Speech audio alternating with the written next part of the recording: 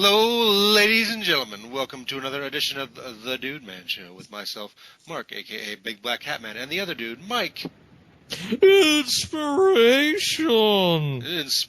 We also have our special guest, P.B. Miranda. Patricia, hello and welcome. Hey, thanks for having me.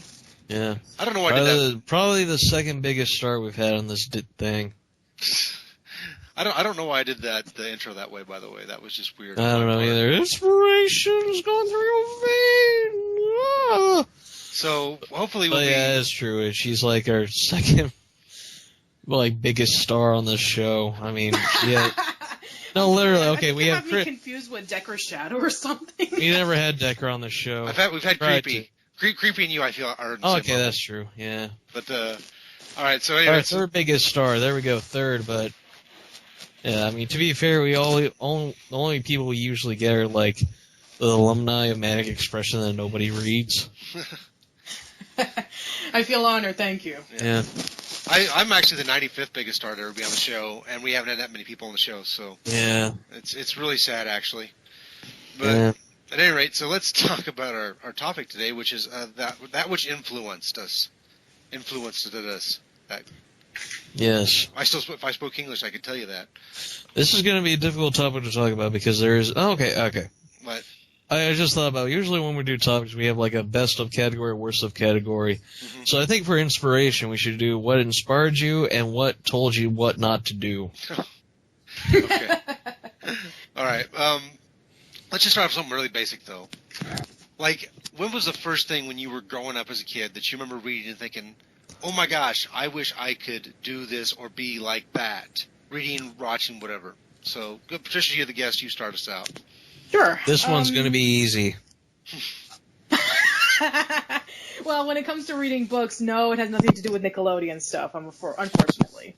Actually, no, when I was a kid, a lot of people were getting to, like, the quote-unquote fads of the girl books, like Babysitter's Club, and I just couldn't stand them. I didn't understand the appeal of them, but all the other Funny enough, I read the Babysitter's Club because it was part of our book catalog. Anyway, so the kind of books that I was into when I was a kid, I was into more of the classic books. I read a lot of Dickens, and I was very fascinated about his tellings of his childhood and the life that he lived. Also, I read a lot of John Steinbeck, his books such as like Of Mice and Men and Grapes of Wrath, Travels with Charlie. I was into more of the classic books and didn't really get into like the more quote-unquote popular books, maybe with the exception of Goosebumps, because at the time that was when I first met Kevin. And how does this inspire you? What inspired me was that both Steinbeck and Dickens, they wrote a lot about their perspectives in life. One of the great things about it was that Dickens lived during the time in which it was during like the late 1800s, a little bit of a grimy kind of dark, eerie perspectives of England, and Steinbeck wrote about his life in California, and he would write a whole bunch of characters like that. Most of the stories that I wrote back then were mostly about my perspectives and life and based off of the places that I grew up in. I lived in Philadelphia, Pennsylvania. I lived in New York. I lived in Florida for about a year and a half. I was in a group home in Idaho. All right, 1 sec. I'll be right back. Sure. A dog's being a pain in the ass, keeps biting my wiener. Lovely. I mean, where else other than the DudeMan Show that you can hear about Steinbeck, Dickens, and dogs biting your penis? It's kind of what we're here for. Yeah.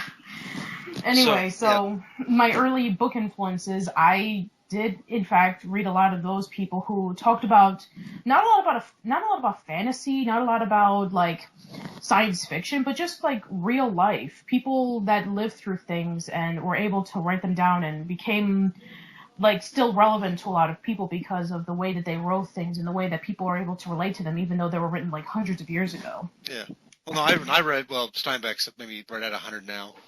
I didn't read Steinbeck till high school, but I really like him as well. Have you read East of Eden? Yes, I have. Yeah, I'm not a big fan of East of Eden, I confess. That's the one of his books that I just couldn't get into, no matter how hard I tried.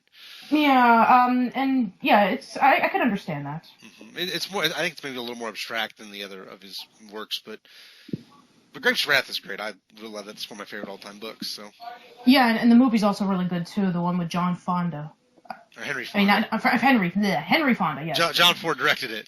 Yeah, that's right. That's what I meant to say. John Ford, who was the director, and Henry Fonda, who acted it. Yeah, it's one of my favorite movies as well. Yeah. No, it's a great film. Yeah. And as for TV shows, if you haven't checked out my videos or listened to my podcast, but you're Nickelodeon. Yes, exactly. Yes.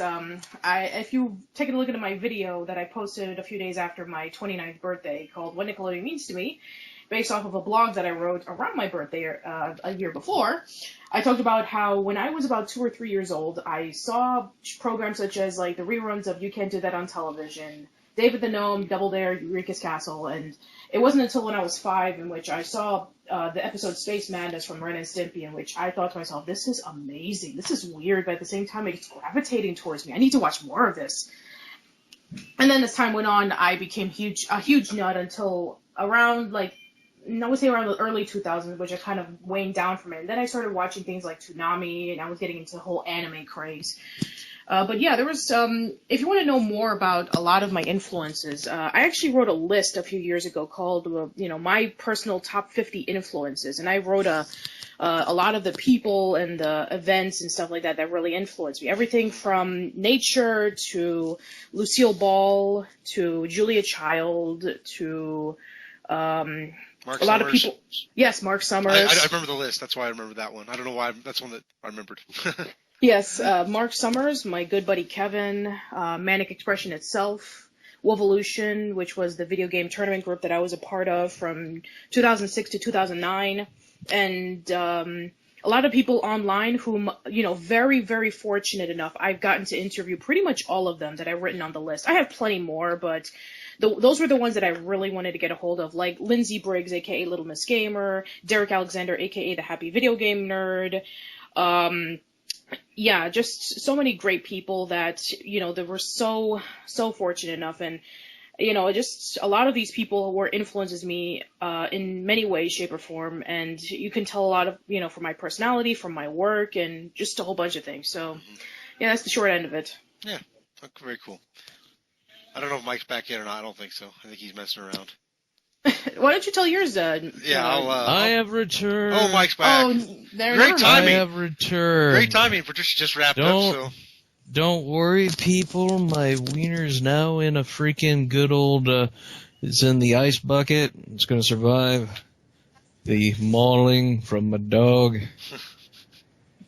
Well, thank goodness for that, because that way, now you can reproduce, which scares the hell out of me. Quite frankly, we don't need. Hey, I'm a good role model. We don't need any more of you. I'm just saying. Yeah, you do. One is more than enough. I can't wait to listen to a future podcast in which somebody mentions you as their influence. All right, Mike. So Patricia gave us some of her influences in terms of TV and writing. What do you got for us? What do I've got? Well, what I have is very simple. Okay. When it comes to reading, okay, to be fair, all my favorite books are like grim, dark, and horrible, so I wouldn't really go by them. I mean, maybe I think the closest thing I could be inspired by when it comes to my creativeness, when it comes to my art and stuff, because I'm a filthy commercial artist that all contemporary artists in my class hate. And I'm like, fuck you, no one cares about your pretentious bullshit, that's self-important, makes you self-entitled, you asshole. Okay. And I just went on a Patricia tangent. Okay, what was it? Okay. Here, tell us your influence. Alright, for books, closest I would have to say, from the books you mentioned, Homer's The Odyssey. Oh, nice. It's actually my favorite book of all time. That's a good book. It's very... okay, to be fair, my dyslexia in high school was pretty bad, so I had to use an audiobook because it's very old English. Yeah. So I had Sir Ian McKellen reprise the role as the narrator, which I was like, yeah, and I got to learn the hero's journey, how, one man could go from point A to point B and then to point A again. And get almost everybody he knows killed in the process. Oh, are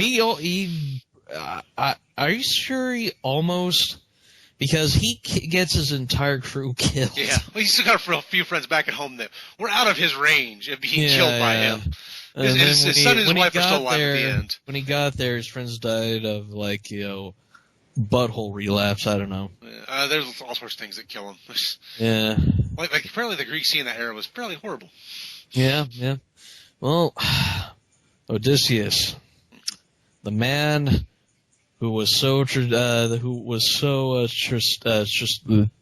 strategically inclined to, like, create the Trojan horse and, help end the Trojan War, could not, picked a really bad moment to, like, be undecisive when he used it. Okay, we either go to the death mouth pit or the Hydra. He went to both and got his men killed. So that's what the point is. Inspired me, understand the hero's journey, the flaws. Mostly TV and stuff inspired me. Yes, Nothing any specific mainly shows. Mainly Gendy Tartakovsky shows, because he showed that you could have two-dimensional characters with depth, surprisingly enough. Depth, not death. Yeah. Well, Samurai. Death too. Samurai Jack, there's some death. Yeah, Samurai Jack, exactly. And if you want to go into more intention, Symbiotic Titan. Yeah, I mean, to be fair, like, Symbiotic Titan, the character's like, I'm the tough guy, I'm the girl, I'm the giant nerd robot dude.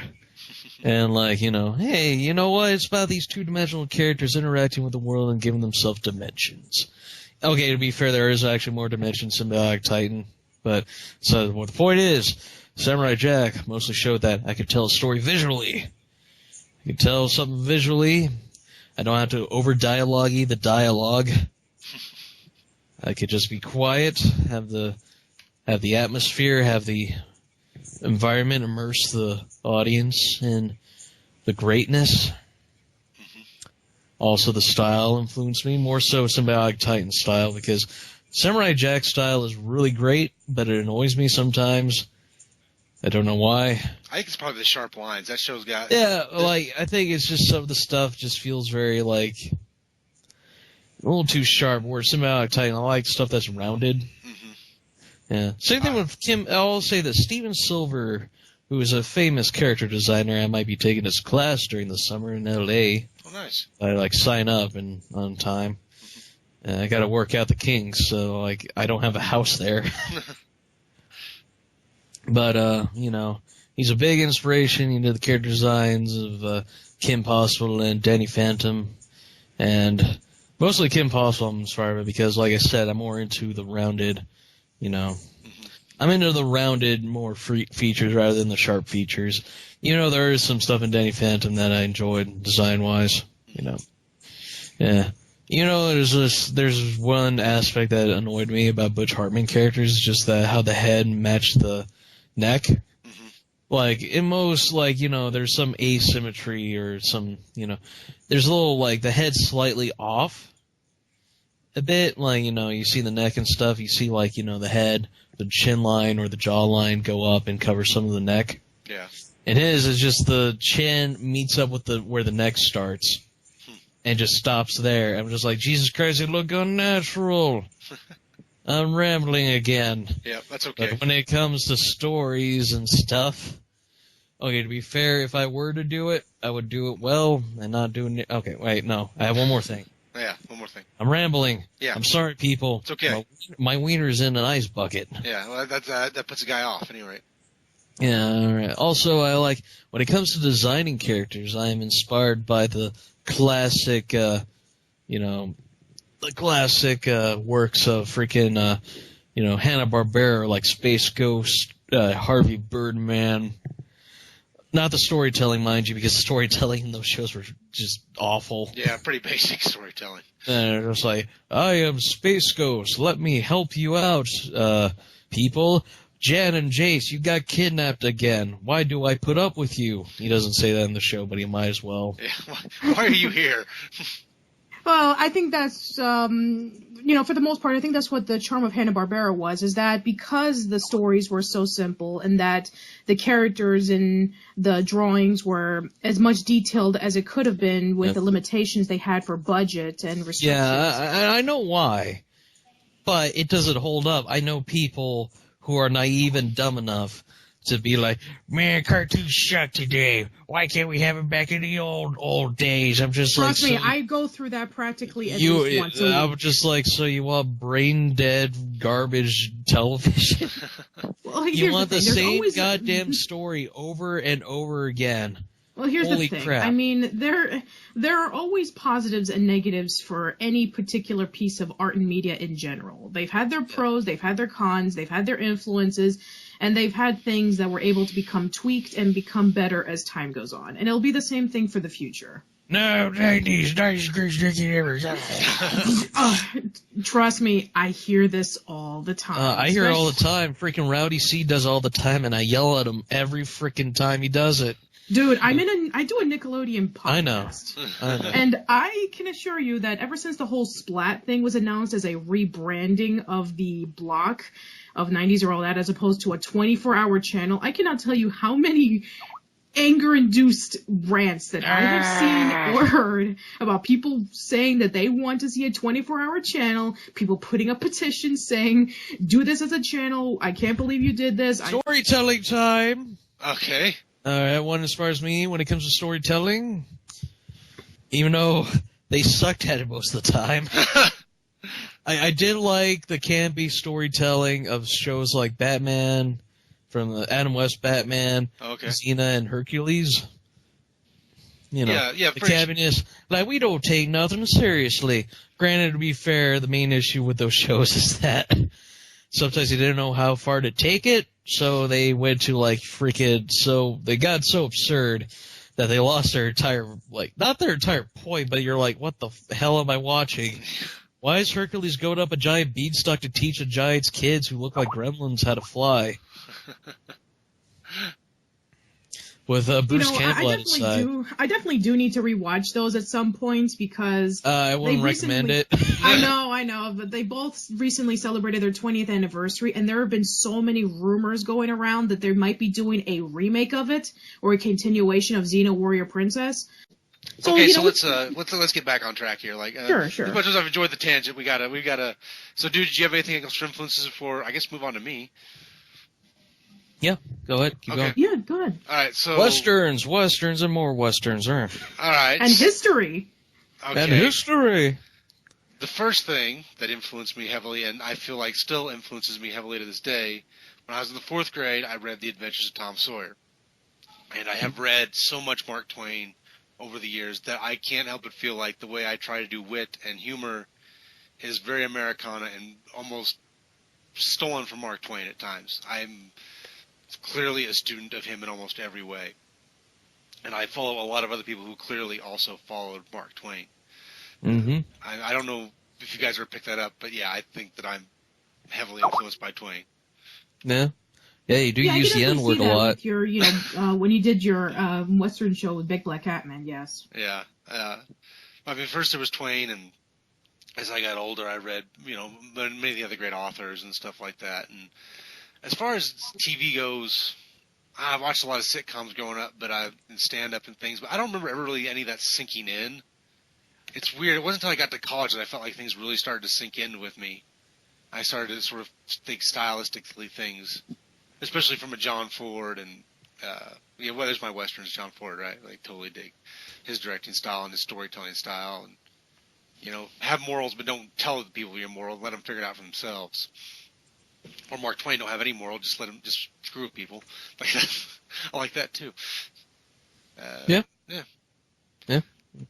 I'm gonna say the score stand-up comedy, which I know we've all been influenced by in some ways. We've all seen stand-up comedians that we really, really liked and took things from. Jim Gaffigan and Patton Oswalt. Yeah. And that's mine. Oh yeah, I can definitely see the Patton Oswalt, man, the way you approach things and the way you tell your jokes. Which is awesome. Which is an awesome person to be influenced by. Yeah. Yeah. Whackity smackity. I listen to a lot of Rodney Carrington, but I just can't be that dirty. I just can't. Yeah. I can't make the dirty jokes that dude makes. I've tried. I feel weird. I bet all the contemporary art people in my class probably are influenced by Lenny Bruce, which God help you. Not that to say he wasn't Yeah. Not to say he wasn't a genius and all, but he's just like the way his life is. Yeah. I remember watching a lot of Bill Cosby and Rodney Dangerfield growing up. Like those are two. I know, and that's the problem. That's the huge problem. Is at the time we didn't know, right? No, we didn't. Yeah, which is unfortunate, to be quite honest. And it doesn't detract from the fact Bill Cosby could tell a funny story like nobody's business. Like, despite the fact that it turns out he was a wretched person, like he told unbelievably funny stories. He would tell this long story that was just amusing until he got to the end. He'd get to a very simple punchline, and somehow he'd hit it out of the park beautifully with a very simple line. And I mean, I wish I could be that, in some ways. Not what he was and turned out in reality, but... Yeah, well, I'm just mad at him because I could never reuse my fantasy team, the Jello Pudding Pops. That is irritating to not be able to use that name. There's a frustrating thing with Bill Cosby because at the same time that I feel like I did learn a lot watching him do stand-up, it's just, you can't hardly bring his name up anymore. Yeah, without everyone being like that we've fucking seen this a lot of that times guy. with a bunch of celebrities. Yeah. I mean, yeah. I don't know if there's ever been such a complete fall as Bill Cosby, though. To be as high as he was as a esteemed elder like comedian. he was like a family entertainer, the number one guy, and everyone wanted to be him. Well, when Comedy Central did their all-time great stand-up comedians, right, he was number 3 on their list of 100, so... Yeah, and now he's probably not going to be on the list if they ever redo that. No, because you just can't acknowledge him because of this really atrocious thing that he did for like 50 years. Yeah, it's kind of like the story, I think it was Grinning Chimp who once told me that there was this British, what was it? It was a British kids host. Oh, the pedophile. Oh, yes, yeah. Oh, God, what the hell's his name? I don't know. I'm trying. But it turned out he was a massive pedophile for like 30 years. Exactly. And we figured it out. We figured all this out after he died. Yeah, I mean, back then, he was a kids host for like 30 years, and, he would invite a bunch of kids over, and they would have like a lot of fun, but what many people didn't know was that behind the scenes, he would molest the children, and nobody knew about it. It's like, and people give people, and people give... Jimmy Savile. That's what it was. Yes, thank you. Yeah. Thank you very much, Mike. And people give crap like Paul Rubens and saying, oh, that guy's controversial. We shouldn't talk about him anymore. And people didn't for like a decade and a half. Yeah, he just jerked off in a theater. That's not that big a deal compared to actually... And then one of the funny things was that, guess who was one of the people who defended Paul Rubens while he was at court? Bill Cosby. Oh, the irony. Okay, here's the thing, though, to be fair, I think if people knew what Henry Savile was doing, I don't think they would talk about him either. Exactly. So, but at any rate, going back, I can't help it. I did learn a lot in terms of watching him do stand-up, despite the fact that he turned out to be a really hideous person. So I guess I could lie and say like Bill Engvall and Jeff Foxworthy now, since I felt like those guys were like redneck versions of Cosby, and I've listened to them a lot. Okay, so let's real quickly. That's what influenced us, early on. And that's how we're still doing about contemporarily. Is there anything you really tune into now to take from, tune into or read or whatever? Yeah, definitely. The current shows that are going on right now are some of the best that has been in a long time. My sister and I have been watching stuff like Game of Thrones and Walking Dead, in which you have to really get yourself fully invested in the characters because at any moment they could be dead. Mm-hmm. And you really feel that, because as opposed to like back then, in which they either had so little characters that they don't even get developed, or they had too many characters that don't get enough development, or some of them have too much development. No, it's like you can be able to space out the stories, and you can be able to put a lot of suspense and tense moments into things. Also, another thing is the animated shows that are running right now, like Steven Universe, Gravity Falls, and Adventure Time, regular show, all that stuff. They really influenced me a lot, because it just showcases about that these people who are working on the shows now were the people who grew up with the shows that were good back then, and they were able to take the influences of those said shows and able to up it up to the next level. I've seen so many theory videos on Steven Universe and Gravity Falls, it's not even insane. You would never see something like that like 20 years ago, in which they're talking about Animaniacs as like, why are they living in the water tower? Is there some sort of like conspiracy going on? Conspiracy. No. There's no conspiracy behind the water tower. It was convenient. Like, it looked good in animation. Exactly. So you would never see anything like that. I mean, maybe you could for Hey Arnold. Yeah. For some reason, there's a lot of creepypastas on Rugrats, which I never really understood. But these current shows, I get. I get that there's a lot more to it than just writing a funny show with, like, nice characters and beautiful animation. There's more to it than that. And I really, truly respect that. Go ahead. I think when people try to look into, like, really deep into, like, 90s shows or shows from 20 years ago that don't really have the depth or hidden depth that some, like, Gravity Falls or Steven Universe has, because they desperately want the 90s to be a lot smarter than they were. Well, here's the thing. I mean, the 90s... Oh my god, we have secrets too, damn it! We have secrets too! Yeah. All right, let's not fall into this 90s trap again. We've done this 90s trap already today. 90s! 90s, shut up. Okay. Shut up about the 90s. Okay. Book-wise. Okay, book-wise. Go ahead. Okay. Yeah, there are a lot of great books out there that are... that really influenced me. I don't know too much about, like, the whole young adult thing. That's fine, but some of the modern books that are out, they're really good to read from time to time. I've been getting into the more recent historical books, which are really cool. More in depth into stuff with Lincoln or stuff with Eisenhower or Kennedy. A lot of the documentaries that have been coming out in recent years are really great, especially the documentaries that discuss about, like, in more details other than just, oh, we're doing all this controversial documentary thing, you have to listen to us. It's like, no.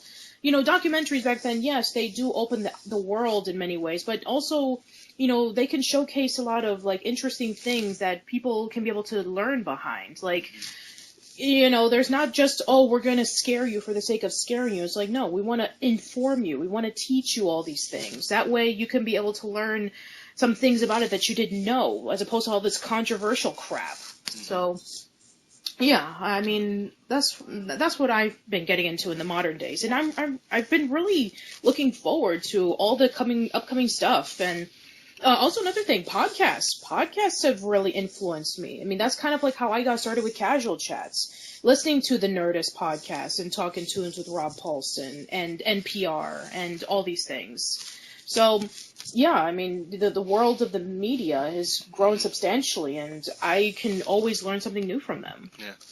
All right, dude, you got anything you want to bring in? No. No. Okay. It's already been mentioned. I will bring in a few things then. Recently, I've come to really appreciate Nick Offerman for his humor and his 2 books that he's put out. I'd recommend anybody read them. They're fun. The Young Turks on YouTube, which I've learned a lot more about independent news sources since I started doing them. I've watched more than them now because I've gone forward. But it's nice to know that there's more than just the cable news out there, and I really like that fact. Huffington's still number 1. Huffington, I like Huffington. I read a lot of Huffington. And, of course, right now I'm reading a lot about Theodore Roosevelt, so I'm sort of influenced by Theodore Roosevelt right now in a way. Bully! Yeah, through Edmund Morse. Bully. Delighted. And then he did this weird thing when he talked. He punches his hand. As he talked, he'd constantly punch his own hand. Just, like, constantly. And click his teeth, but I can't click my teeth. I don't have the massive teeth that he had. You don't have the gap he had. He didn't have a gap. He had a giant... Okay. Well, I've never seen a there's a show I watched as a kid called Hysteria, and the way they animated him, it looked like he had a gap. He did not have a gap in real life. That was something they did. He just had 2 big front teeth. He had huge teeth, period, for some reason. He just had very large teeth, which he liked to smile and show off, so. And he eat people with them. No, he never ate anybody. He never ate people. No. He was incredibly strong. They said that he wasn't like his successor William Taft, who ate everything. Got stuck in the bathtub. Unfortunately, that's the only. William Howard Taft actually was fairly a cheap politician and judge, but unfortunately, but no one cares. Yeah, everyone they gets just stuck in the remember bathtub. him being fat. All right, so do we have anything? What else do we want to bring up before we start wrapping up the show? Anything? No. Well, let's see. Not that I can think of. All right, so let's just go ahead and wrap this one up. I think we've done a fairly nice job of expositing our influences over the years. So, hey, everybody, hey, thanks for listening. I hope you enjoyed. Maybe you can take something of this from yourself and go out there and listen and read and yeah, get some influence out of things. It's always a nice thing to do. So thank you, Patricia, for joining us. Thank you for having me. Yeah. Yep. And then the last bit of inspiration. Have a good one, everybody. We hope the show inspires you.